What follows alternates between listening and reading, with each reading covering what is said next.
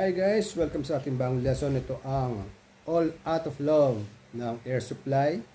Sa lesson na to, matutunan nyo ang ating intro, chords, at saka plucking pattern.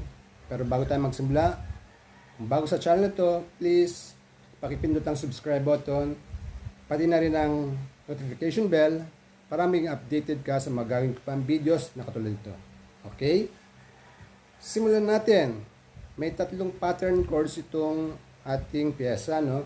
Yung intro at saka yung intro at saka chorus ay isa lang ang chords niya.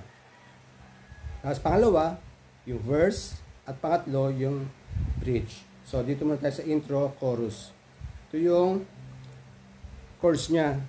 Nandiyan naman, yung siyang kalibit natin, 5, 4, 3, 1, 2,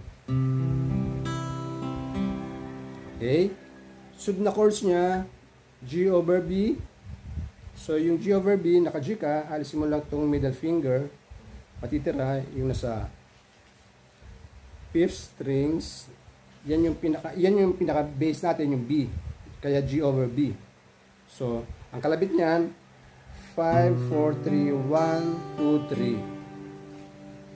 3. Ang next nating chorus, next nating chords ay F over A. Yun naman, ito yung F.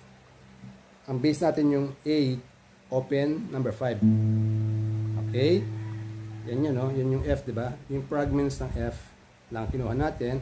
Yung 4th strings, 3rd fret, 3rd string, 2nd, tapos 2nd, 1st strings, didiinan nyo sa 1st fret. Okay?